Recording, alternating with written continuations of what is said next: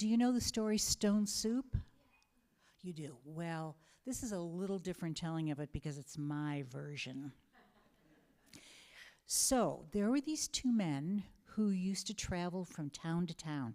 They liked to meet new people, and they liked to share food with them. And because they were traveling all the time, walking between towns, they had no money. And so they were really dependent upon the people they met to feed them and maybe even give them a place to stay. So they came into this new town, and they were really surprised because they were very friendly, and they'd walk down the street and say, "Hello, hi, I'm Tim, what's your name?" And people would go,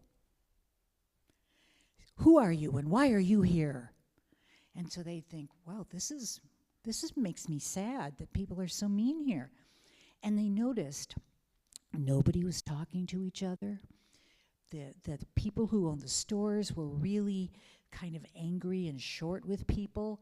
And they thought, boy, this is really sad. What are we going to do? And they said, well, we could walk to the next town, but it's a long day's walk, and we're already hungry. So they thought for a minute, and one of the men said, "You know what? I have an idea. Take our pot, go to the stream and fill it with water, and while you're doing that, I'll build a fire in that park right in the middle of town." So that's what they did. And his friend said, "Well, hot water, that's not going to be very nourishing." And the other guy said, "Oh, I have an idea." So he took 2 stones out of his pocket and he put it in the water. And his friend said, "Well, what are we making?" He said, "Stone soup." He said, "Well, that's not going to taste very good." He said, "Just wait." Pretty soon, somebody came along and said, "What are you cooking?" He said, "Stone soup." "Stone soup? That sounds awful." "Well, you know what? I've got some onions at home. I'm going to bring them over." So he brought the onions over, and they chopped them up, and they put them in the water. Then somebody else came by and said, "What are you making?" He said, "Stone soup with onions." And then he said, "Well, you know what? I have some extra carrots. Why don't I bring those over?" So he brought the carrots over, and they chopped them up and put them in the water. And pretty soon, those carrots and onions were smelling pretty good. So other people started coming by, and they'd say, "Wait a minute, I've got something I can bring." So if you were coming, what would you bring for the soup? What? Potatoes. Oh, you must be Irish like me. Yes, potatoes. What else? Celery, yes, exactly. And then somebody brought some rice, and somebody brought some noodles, and somebody brought a chicken. It was a dead chicken, but they brought. And they put it in the water. And pretty soon, all these people started hanging around, and they started talking and introducing themselves to each other and laughing. And they had so much food, and they were starting to dish it out for people. And people were making friends and having a good time. Do you think that's what we should do, is share food with people and have a good time and get to know them? Yeah, I think so too. I think that's the best thing, when you can sit around a table and make friends. So I'm going to send you off to your class today, but I'd like you to think this week about how you could share food with people and make deeper connections with them. What do you think? Okay, let's sing the children off to class now.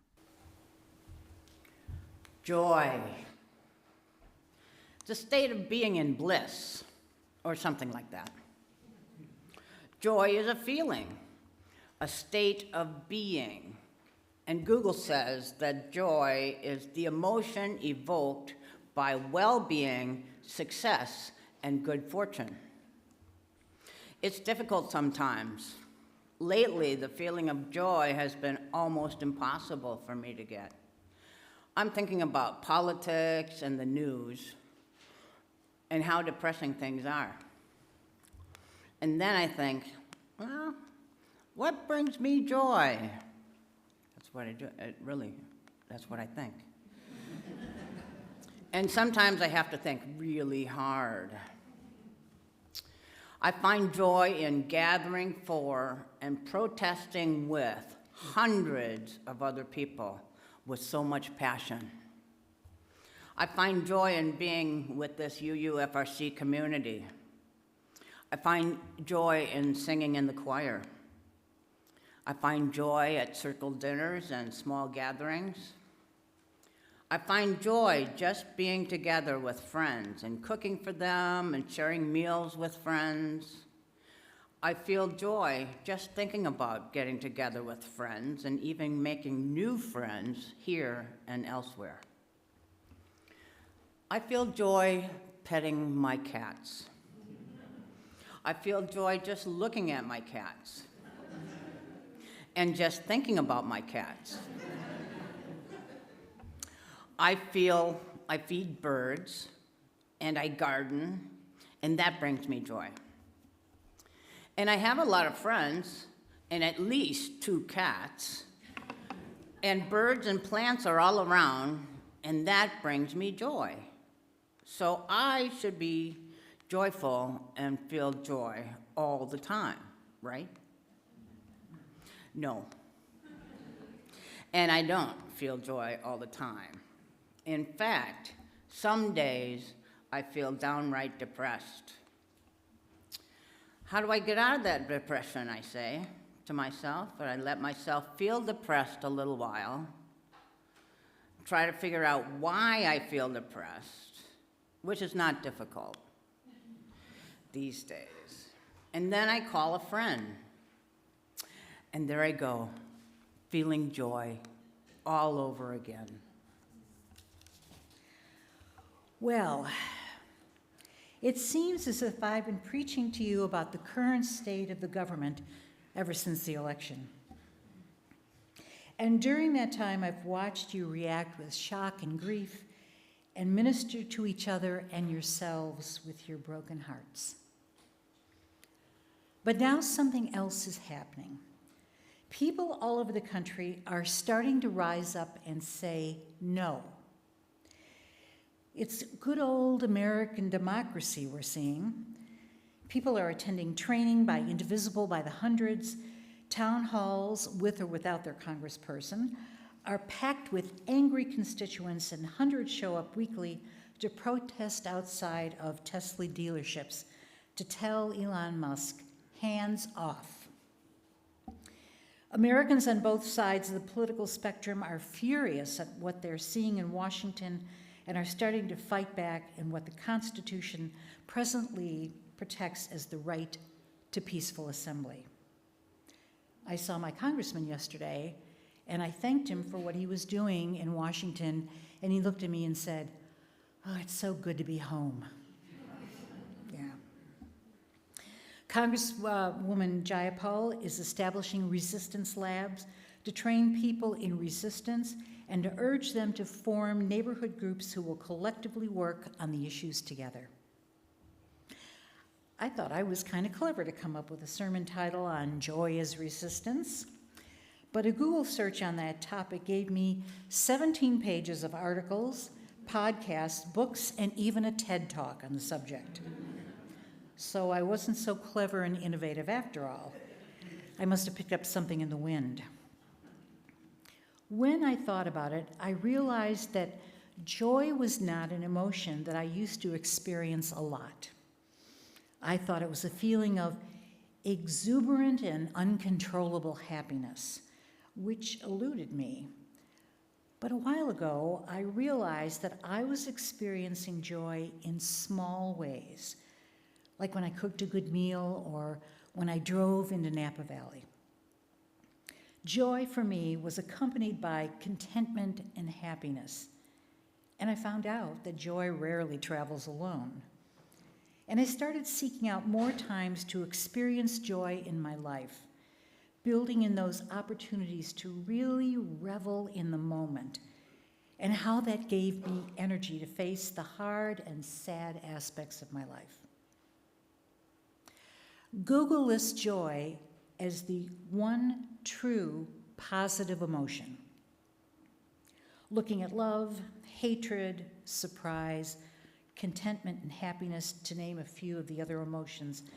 I ended up down a rabbit hole looking at the positive and negative aspects of each. But joy? Yeah, only positive aspects. So how does joy relate to resistance? African American and LGBTQ activists were careful to make time for joy in their work. It comes with resolve and helps to transform hearts and minds while the work and advocacy are being done. Civil rights workers in the 50s and 60s sang, prayed, and ate together, which built the camaraderie within their movements. The gay activist and writer Dan Savage talks about the work that was being done in the queer community during the AIDS crisis in the 1980s. He said that in the morning, the community were tending to their sick and dying. In the afternoon, they were advocating for better health care and legislation. And at night, they danced. They danced. They instinctively knew to find joy in the movement. People who band together to work on a common problem or issue find that joy can be the fuel to help you with your work. Author and activist Rebecca Solnit says that joy doesn't betray but sustains activism. And when you face a politics that aspires to make you fearful, alienated, and isolated, joy is the final initial act of insurrection. Adrienne Marie Brown is an author and Black feminist, social justice activist in Detroit.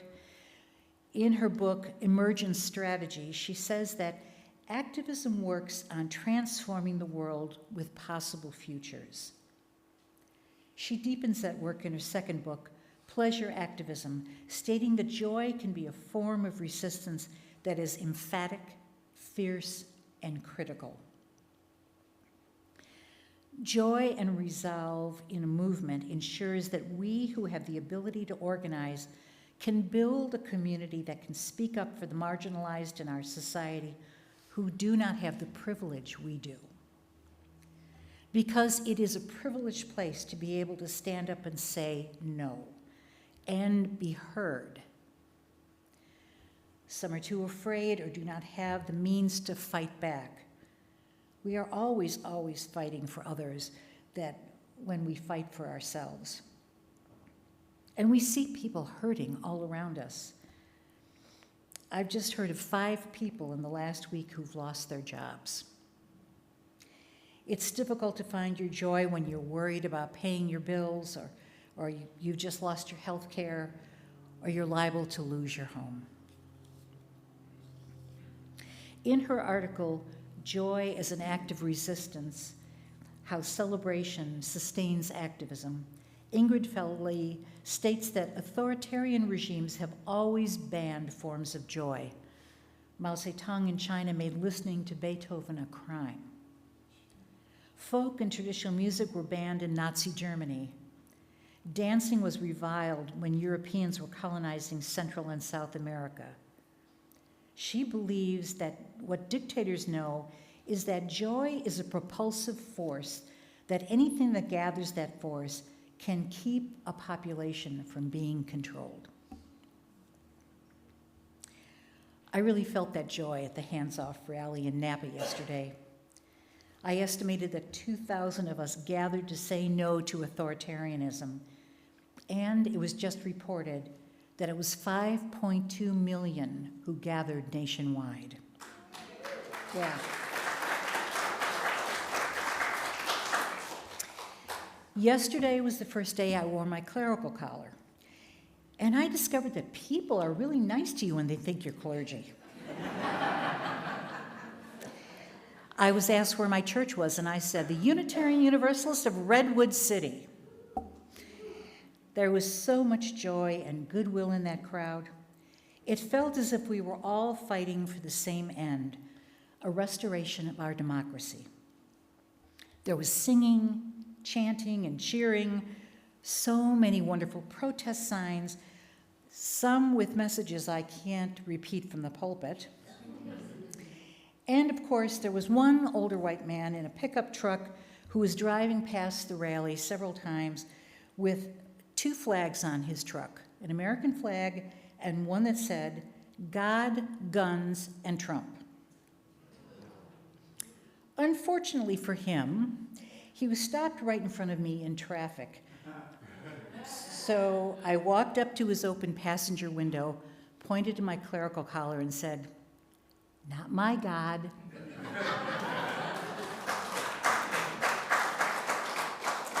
It was so much fun and joyful. I felt this deep spiritual connection with everyone who was there. There was so much laughter and smiling, and little children with noisemakers, and parents with kids, and people who were just happy. In fact, there was a construction site. They were rehabbing an old building. And there were construction workers on top, and as we marched by, they were over the side going, "Yes, yes." So I thought about that connection. I thought about the story of aspen trees. Scientists have discovered that aspen trees have a communication system through their root structure. And if one of them is stressed, the rest of the trees are stressed as well.